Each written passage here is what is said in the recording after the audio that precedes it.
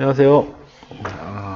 자, 오늘은 상가 임대차 보증금 미반환 사건에 대해서 하나 더 하려고 합니다. 이 문의가 좀 있어서 이거를 좀 하게 됐는데, 일단 내용은 이 사건 같은 경우는 상가 보증금 반환 소송까지 가는 사건이에요.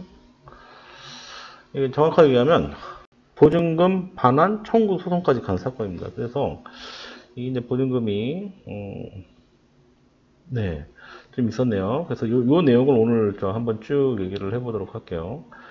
일반적인 경우에 이제 임차가 끝나고 나면 임차 보증금을 돌려줘야 되는데, 이 사건은 이 판결이 좀 오래된 판결이긴 하지만 그 내용에 대해서 한번 보고 전달할게요. 굉장히 좀 독특해요. 이게 무슨 얘기냐면, 결론만 얘기하면, 먼저 결론을 얘기 드리면, 그러니까 한마디로 전기시설을 32만 6천 원 정도의 전기시설을 원상복구하지 않은 거예요, 지금 임차인이.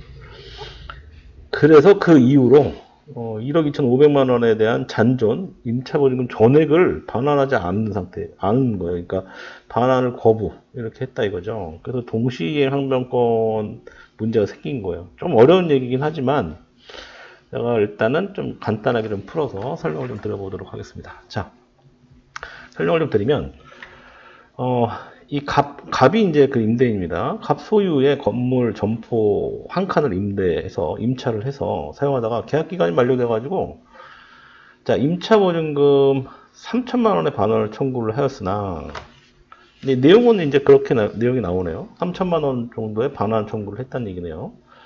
청구를 했으나, 자, 아까 그 1억 2,500만 원이라는 얘기는 그 옛날 9년도 그 판례가 있어서 그래요. 그 내용을 제가 좀 이따 설명드릴 거고, 지금 해당 그 임차인의 사례 같은 경우는 보증금이 3천만 원이었던 것 같습니다. 자, 그래서 그 임차보증금 3천만 원에서 반환 청구를 하였으나 갑이 원상 회복을 요구하면서 다에게 요구를 했죠. 요구를 해가지고 다에게 비용을 들여가지고 공사를 한 다음에 이 임대인 갑한테 점포를 명도했어요. 명도하였음에도 불구하고 갑이 사소한 부분에 원상 회복이 이행되지 않았다라고 하면서 위 임차 보증금 3천만 원에 대해서 한 푼도 반환할 수 없다라고 합니다. 자, 이 경우 임차 보증금 전액을 반환받을 수 없나요? 이렇게 질문했어요. 반환받을 수 있습니다. 이 임차 보증금 전액에 대해서 반환받을 수 있는 내용에 대해서 설명을 드리는 거예요. 자, 일단은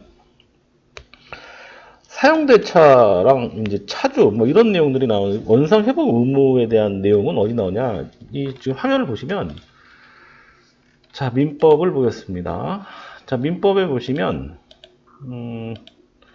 615조. 어이구, 615조. 잠깐만요, 어디 있을까요? 계약. 아이고, 임대차. 사용대차. 615조. 여기 있습니다. 차주의 원상 회복 의무와 철거권. 차주가 빌린 사람이 차용물을 반환하는 때는 이를 원상에서 회복해야 된다.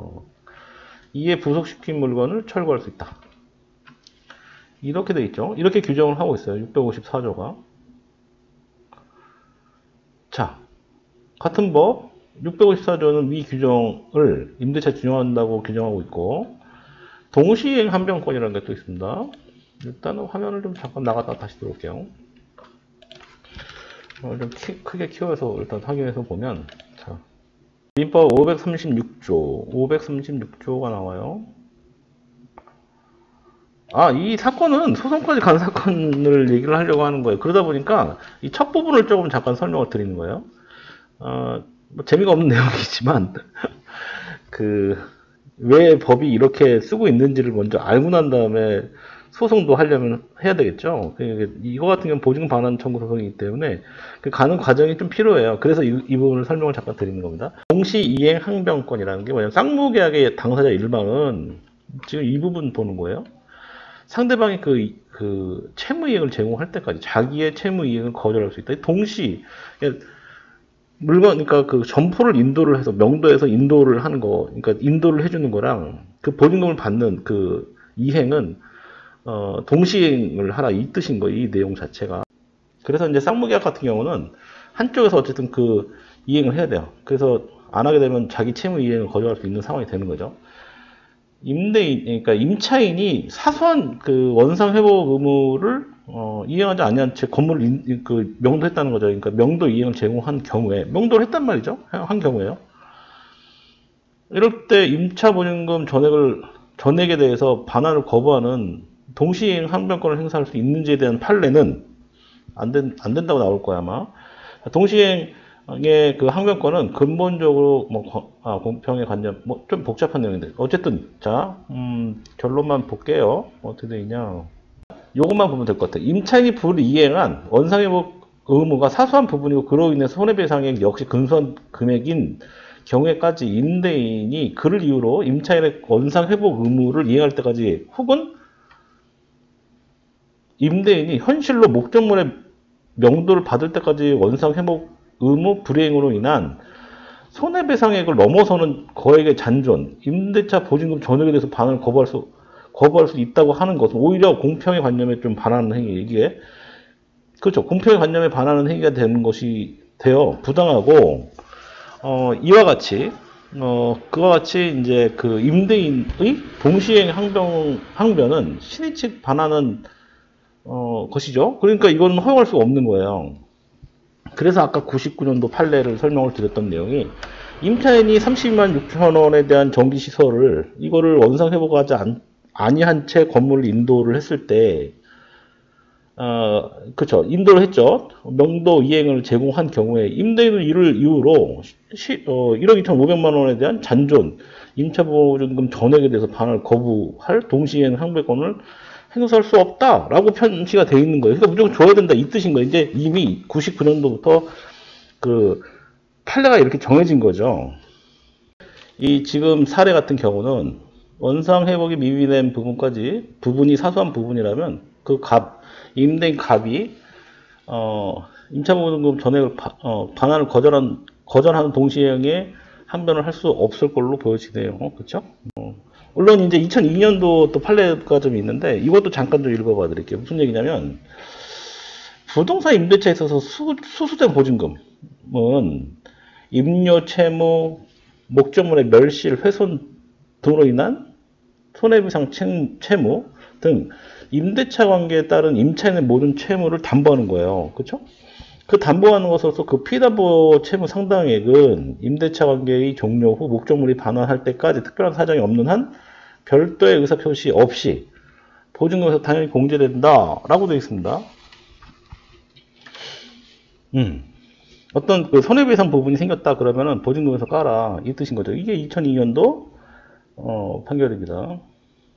그래서 원상회복이 미비된 아까 사소한 부분에 대한 원상회복 부분은 보증금에서 까고 나머지를 줘라 이렇게 보시면 될 것 같아요. 자, 그래서 그렇게 해서 이제 결론이 그렇게 나는데 그럼에도 불구하고 이 임대인이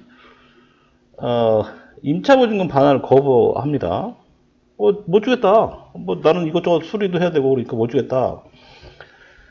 자, 그래서 이러한 그 내용이 또 하나가 이제 나오기 시작합니다. 그래서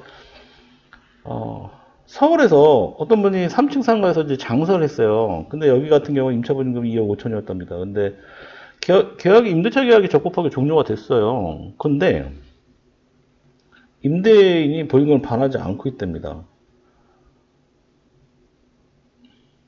그래서 이제 이 상담 사례는 임대인에게 보증금 반환 청구 소송을 제기하려고 하는데 주위에서 사람들한테 얘기를 들어보니까 2억 5천만 원에 대한 소송은 그 금액이 커가지고 소송이 끝날 때까지 오랜 시간이 걸릴 것 같다. 뭐 이런 얘기도 하고 영업을 계속하려면 보증금이 급히 필요한데 소송이 끝날 때까지 얼마나 걸릴까요? 굉장히 답답하겠죠. 이런 사례가 좀 있어요. 자, 이거에 대한 설명을 좀 드릴 거예요. 무슨 얘기냐?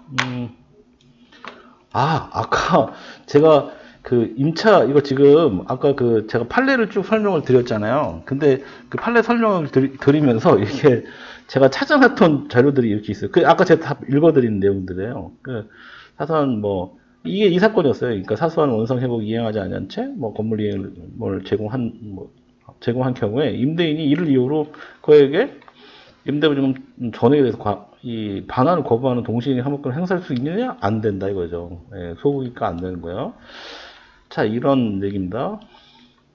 요게 이제 판결 요지입니다. 아까 그 첫 번째 99년도 판결이 이런 내용인 거고, 그 다음에 또 이런 내용이 있어요. 중간에 요것도 하나 찾아놨었는데, 이게 이제 2002년도 판결인데, 임대인의 기책사유예요. 임대인의 기책사유로 임대차 계약이 해지된 경우에도 임차인 회복, 원상회복 의무가 있냐? 있다는 얘기입니다. 임대인 기책사유도, 임대인의 기책사유로 인해서 계약이 해지됐다 하더라도 임차인의 원상회복 의무는 있습니다. 자, 그 다음에 임차인이 임대인에게 시설물 등을 청구하지 않기로 약정을 한 사정만으로 이 원상복구 의무를 부담하지 아니하기로 하는 합의가 있었다고 볼 수 없다고 한 사례. 복잡하죠. 네. 자, 이거를 좀 판결 요지를 좀 보면, 임차인이 자신의 영업을 위해서 설치한 시설물에 대한 비용을 임대인한테 청구하지 않기로 약정을 했답니다. 그래서 이러한 약정한 사실만으로 원상복구 의무를 부담하지 아니하기로 하는 합의가 있었다고 볼 수 없다.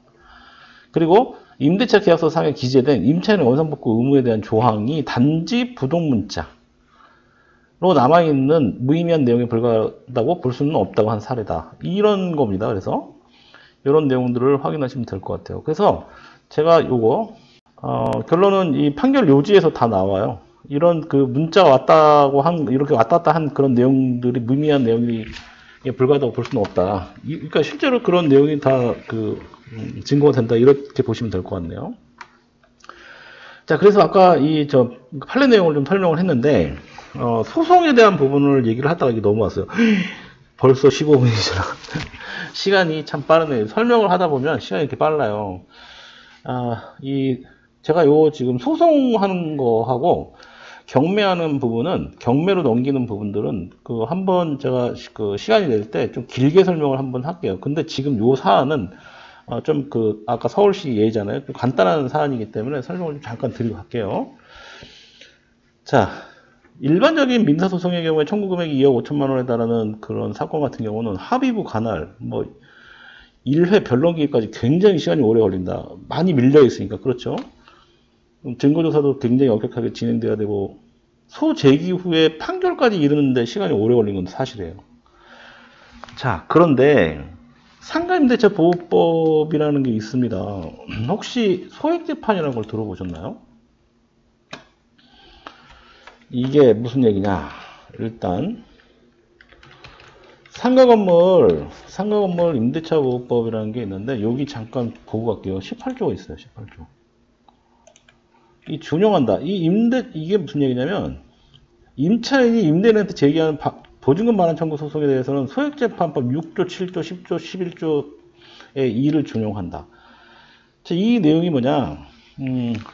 소액재판이라는 게 있는데, 이게 무슨 얘기냐면, 소액사건 심판법이라는 게 있어요. 소액사건 심판법. 이거를 보통 3천만 원 이하의 소송 같은 경우는 소송 절차를 빨리 진행할 수 있도록 규정을 하고 있어요. 그런데 지금 현재 상가건물 임대차 보호법 18조가 요걸 준용하겠다 그 뜻인 거예요. 그러니까 지금 지금 2억 5천만 원의 청구 소송이지만, 지금 같은 경우는 소장에 송달 관련해서 임차인이 보증금 반환 청구 소장을 법원에 접수만 하면 법원 지체 없이 소장 부분 임대인한테 이거를 이제 송달하죠. 이게 소액사건 심판법에 그렇게 지정이 되어 있으니까요.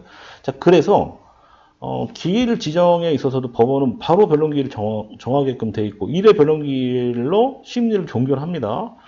변론기일 전이라도 당사자 간에 증거 신청을 하는 등의 필요한 조치를 취할 수는 있죠, 당연히. 자, 그래서 이러한 특례 규정들을 통해서 소송 기간을 단축할 수 있도록 하고 있습니다. 아까 제가 말씀드렸던 소액사건 심판법 제10조, 11조의 2에 이런 내용들이 있는 거예요. 자, 그리고 상가건물 임대차 보호법 18조가 요거를 준용한다라고 되어 있기 때문에 보증금 반환 청구 소송의 시간이 얼마 걸릴지는 사실은 모르죠. 왜냐하면 근데 빨리 진행이 된다는 건 확실한 것 같습니다. 소액재판 같은 경우는 이제 사안에 따라 좀 다르긴 해도 일단은 보통의 경우에는 그렇게 오래 안 걸린다, 이렇게 오래 걸리는 사건은 아니다라고 보시면 될 것 같아요. 그 보증금 반환 청구 소송에 확정 판결을 받았어요. 그러면 경매 신청할 수 있죠. 자, 그래서 이제 경매 신청을 했을 때 인도를 해야 되냐 말아야 되냐에 대한 부분도 또 나와요. 인도를 해야 됩니까? 제가 여기까지만 설명을 드릴게요. 강제 경매를 신청하는 경우에는 반대 의무의 이행 또는 이행이 제공되어야지만 경매가 진행될 수 있어요. 이게 민사집행법입니다. 근데 오늘 되게 어려운 얘기를 좀 많이 드려 죄송합니다. 근데 어쨌든 상가 보증금을 받아야 되기 때문에, 자, 이게 무슨 얘기냐? 상가임대차보호법 5조 1 여기 보면 여기 있습니다. 자, 상가 건물 보증금 회수, 임차인 임차 건물에 대해서 보증금 반환 청구 소송의 확정 판결, 그에 의한 집행 권한에 의해서 강제 경매, 이거 강제 경매예요. 경매를 신청하는 경우에는 집행법 41조에도 불구하고 반대 의무의 이행 또는 이행의 제공을 집행 개시 요건을 하지 않는다. 이거 인도 안 해도 된다, 그 뜻입니다. 요 지금 표현이 그 뜻인 거예요. 인도를 반드시 해야 된다, 아닙니다. 그래서 상가 건물에 대한 그 인도를 하지 않고도 경매를 신청할 수 있다. 오늘 얘기는 여기까지입니다.